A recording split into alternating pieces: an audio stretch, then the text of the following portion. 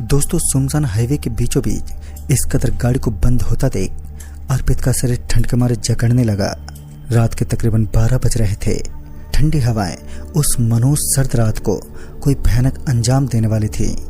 अर्पित ये समझ नहीं पा रहा था कि आज की ये दहशत भरी रात कौन सी कयामत की आंधी को जन्म देगी। अर्पित अपने ठिठुरते हुए हाथों के साथ गाड़ी को चेक करने लगा। दोस्तों, ये कहानी अर्पित की है, जो राजस्थान के एक छोटे से जिले का निवासी है। तो आखिर क्या हुआ था अर्पित के साथ इस घटना में? शाम के उस वक्त जब अर्पित अपनी दीदी को ससुराल छोड़ने के बाद वापस घर लौट रहा था, और अर्पित को आज घर लौटते लौटते ही काफी देर रात हो चुकी थी। एक तरफ उसकी दीदी और उसके जीजी उसे आज रात को रुकने को बोल रहे थे, तो वहीं अर्पित एक पल भी रुकने को तैयार नहीं था। उसने बताया कि आज उसके दोस्त का बर्थडे है, और यही वजह थी कि अर्पित बिना कुछ सोचे समझे अपनी गाड़ी को स्टार्ट करता हुआ अर्पित अपने पुश्तैनी गांव की तरफ निकल गया।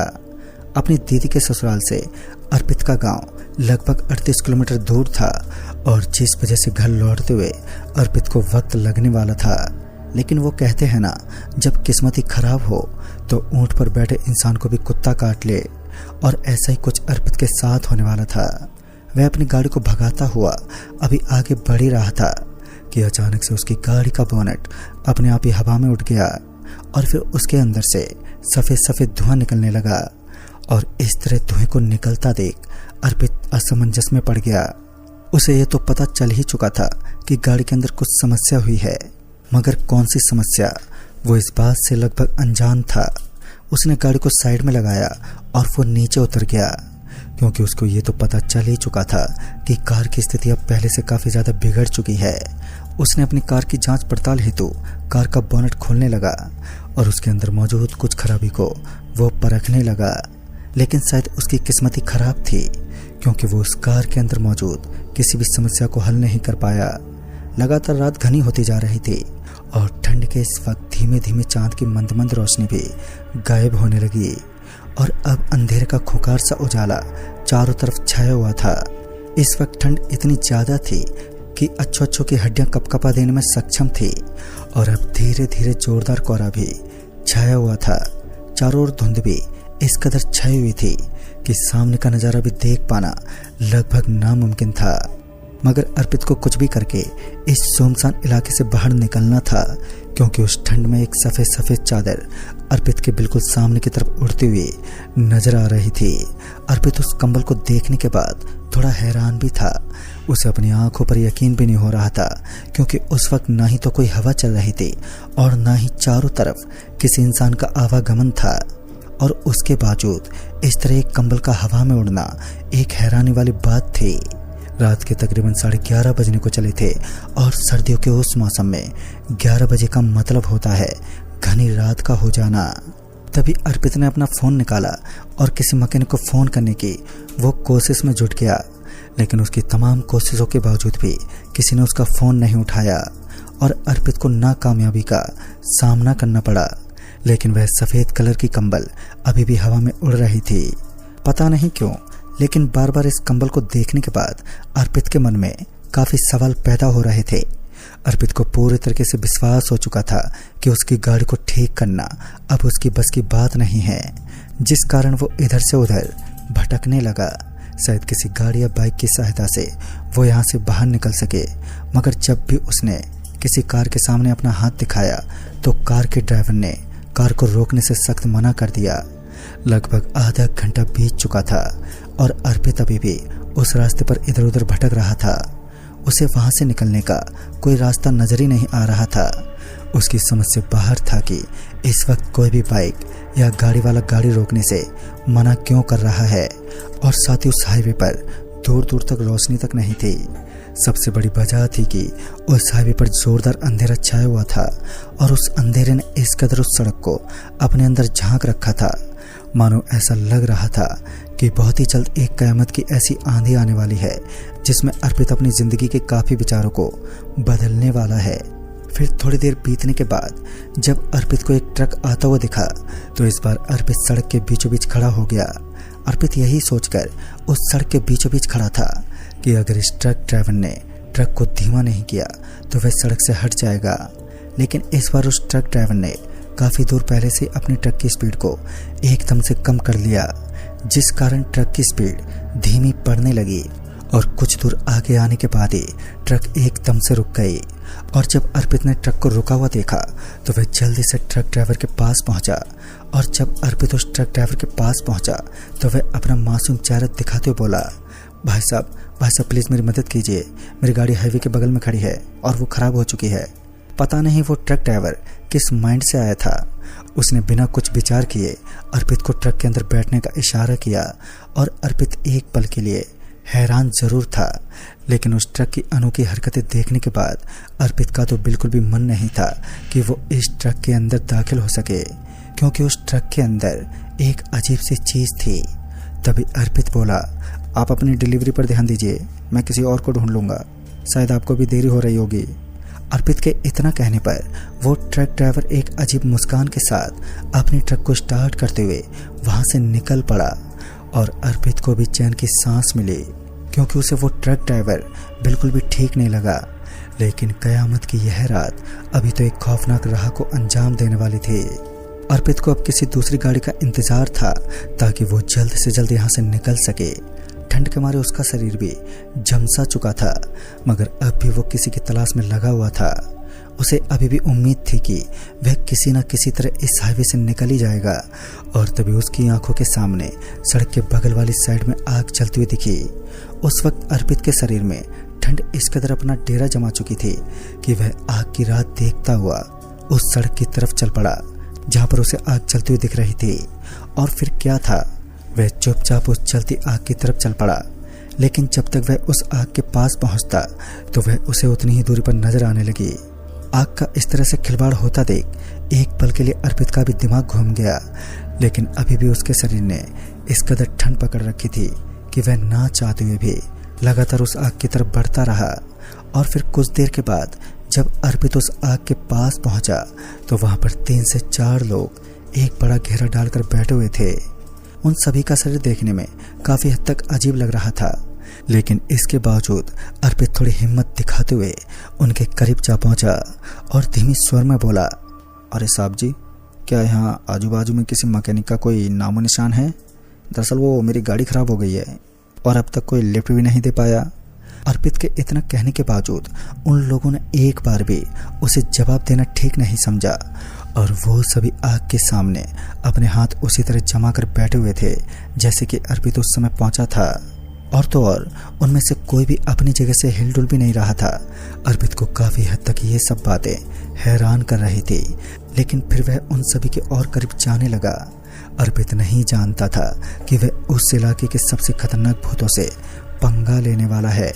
वह उनके पास पहुंच गया और उनके पास पहुंचने के बाद वहां खाली पड़ी जगह पर बैठ गया। वो अभी उस जगह पर बैठकर आग के सामने अपने हाथ करने लगा, लेकिन तभी उस आग के अंदर से एक जोर का धमाका हुआ। उस धमाके की वजह से अर्पित एकदम से पीछे की तरफ गिर पड़ा। अर्पित अचानक ही पीछे की ओर किसी इंसान से टकरा गया और उस हाथ के टकराने की वजह से अर्पित का ध्यान अपने पीछे की तरफ गया तो उसकी आंखें फटी की फटी रह गईं। उसकी सांसें एकदम से ऊपर नीचे होने लगी। उसके शरीर में खौफ का खून बहने लगा, क्योंकि उसने देखा कि एक सर कटा हुआ इंसान उसके पीछे खड़ा है और उसके शरीर के अंदर से खून की धारा बह रही थी। यह समय इतना डरावना था कि अर्पित इस पल को आज तक भूल नहीं पाया। इस वक्त की एक एक तस्वीर आज भी अर्पित के दिल में इस कदर बरकरार है मानो ये हादसा कल ही हुआ हो। और इस भयानक मंजर को देखने के बाद अर्पित उस रेतीली जगह से उठा और फिर वहां से भागने लगा। उस जोरदार ठंड में भी वो पसीने से लथपथ हो चुका था। उस वक्त अर्पित अपनी जान की परवाह करता हुआ अपनी गाड़ी की तरफ भाग पड़ा, क्योंकि उसे लग रहा था कि इस वक्त में उसकी जान बचाने के लिए सबसे महत्वपूर्ण उसकी गाड़ी होगी। वह चुपचाप अपनी गाड़ी की तरफ भागता रहा, लेकिन उसे अपने बेहद करीब से एक बाइक गुजरती हुई नजर आई। वो बाइक इतनी ज्यादा स्पीड में थी कि अचानक से अर्पित के बेहद करीब से गुजर गई। लेकिन हैरानी की तो बात यह थी कि सिर्फ उसकी आवाज ही सुनाई दी और उसकी एक हेडलाइट ही उसे नजर आई। इसका मतलब साफ था कि वो कोई साधारण बाइक नहीं थी, जरूर उसके पीछे भी किसी न किसी काली शक्ति का साया था। पहले भी अर्पित इन चीजों से टकरा चुका था, लेकिन अब उसकी हिम्मत नहीं थी कि वह एक बार फिर किसी काली शक्ति के साए में फंस जाए और अपनी जान गंवा सके। जिस वजह से वह सड़क के बगल में चलने लगा। अर्पित को लगा कि जब तक वह सड़क के किनारे चल रहा है तब तक कोई भी काली ताकत उसका कुछ भी नहीं बिगाड़ सकती। लेकिन यह सिर्फ अर्पित का वहम था, क्योंकि अर्पित को लग रहा था कि सड़क के ऊपर भूत प्रेत की आत्मा घूमती है। लेकिन वो नहीं जानता था कि अपने रास्ते से हटने के बाद ही अक्सर काली ताकतें अपनी शक्तियों को अंजाम देती हैं। जब इंसान रास्ते से भटकता है तब काली शक्तियां अधिक ताकतवर बन जाती हैं। रात के समय में अर्पित अपने ठंडे शरीर के साथ आगे की तरफ बढ़ता रहा, लेकिन तभी अर्पित की आंखों के सामने यानी उसकी गाड़ी के पीछे एक चमकदार रोशनी नजर आने लगी। ऐसा लग रहा था मानो वहां पर कोई पेट्रोल पंप बना हुआ है। अर्पित अपनी किस्मत को कोसते हुए उस पेट्रोल पंप की तरफ बढ़ने लगा, क्योंकि वह उस पेट्रोल पंप को पहले देख नहीं पाया। वो किसी अंधे इंसान की तरह सामने ही चलता रहा। लेकिन अभी तो कयामत का वो वक्त बाकी था जिसको देखने के बाद अर्पित पूरा थर-थर कांपने वाला था। हालांकि अर्पित ने अब तक काफी भयानक नज़ारों से सामना किया था, लेकिन थोड़ी देर के बाद ही अर्पित बिना कुछ विचार किए उस पेट्रोल पंप की तरफ चल पड़ा, जो वहां से थोड़ी ही दूर पर बना हुआ था। अर्पित अभी उस पेट्रोल पंप की तरफ बढ़ ही रहा था कि अर्पित को अपने सामने की तरफ से एक गहरा गड्ढा नजर आने लगा। उस गड्ढे के अंदर से कुछ बाहर निकल रहा था। अंधेरा होने की वजह से ठीक से कुछ दिखाई तो नहीं दिया, लेकिन इसके बावजूद उसने उस गहरे गड्ढे को नजरअंदाज करना ही बेहतर समझा और चुपचाप वो आगे की तरफ बढ़ता रहा। लेकिन बाद में जब उसका पैर उस गड्ढे के अंदर धंसा तो फिर उसे अपने पैर के ऊपर कुछ गीला गीला सा महसूस होने लगा। उसे पानी जैसा महसूस हुआ, लेकिन जब उसने अपना पैर बाहर निकाला तो उसकी आंखें फटी की फटी रह गईं, मानो उसके पैरों के नीचे से जमीन खिसक गई हो, क्योंकि वह कुछ और नहीं बल्कि खून था। और जब उसने उस गड्ढे के अंदर झांकते हुए देखा तो उसने पाया कि उस गहरे गड्ढे के अंदर एक नहीं, दो नहीं, बल्कि काफी सारी लाशों को दफनाया गया था और उन सभी की गर्दन कटी हुई थी और उनके अंदर से खून बह रहा था। दोस्तों, इस नज़ारे को देखने के बाद हर किसी इंसान की रूह कांप उठती है। यह नज़ारा अर्पित की जिंदगी का सबसे खौफनाक और डरावना नज़ारा था। वह अपने कपकपाते शरीर के साथ पीछे की ओर हटने लगा और फिर अपने डगमगाते हुए शरीर के साथ वापस अपनी गाड़ी की तरफ पलट गया। वो तो जान ही चुका था कि अब उसकी गाड़ी ही उसकी सुरक्षा है। फिर वो तेज तेज भागते हुए अपनी गाड़ी के पास पहुंच गया और गाड़ी का दरवाजा खोलने के बाद गाड़ी के अंदर बैठ गया। लेकिन गाड़ी के अंदर बैठने के बाद भी उसे ऐसा लग रहा था कि बार बार दरवाजे पर कोई अपनी दस्तक दे रहा है। अब अर्पित का शरीर इस हालत में नहीं था कि वो दरवाजे को खोलने की हिम्मत जुटा सके, क्योंकि एक बात तो वो बहुत ही अच्छे तरीके से जानता था कि अगर उसने दरवाजा खोल दिया तो फिर उसके लिए मौत से बचना नामुमकिन हो जाएगा, क्योंकि ये वही काली शक्तियां थी जो बार बार अर्पित को परेशान कर रही थी। अर्पित एक बार भी अपनी जगह से हिला नहीं और उस पूरी रात अपनी कार के अंदर ही बैठा रहा। और उस दिन एक कयामत की आंधी तो आई, लेकिन अर्पित उस आंधी के साए से बचने में कायम रहा। जैसे जैसे वक्त बीतता गया तो वैसे वैसे एक बार फिर सब कुछ नॉर्मल होने लगा। पहले की तरह अब सब कुछ सही हो चुका था, मगर एक दिन ऐसी खबर मिली जिसको सुनने के बाद अर्पित के घर के आसपास मौजूद लोगों की रूह कांप उठी, क्योंकि उन सबको पता चला कि अर्पित के घर से एक बुढ़िया की लाश निकली है। अब अर्पित को पता चला कि एक लाश की वजह से अर्पित को भूतों से सामना करना पड़ा। खैर, उस दिन अर्पित तो जिंदा बच गया, मगर उसके जहन से वो खौफ अभी तक खत्म नहीं हुआ। तो दोस्तों, इस कहानी में बस इतना ही। तब तक के लिए बाय एंड टेक केयर।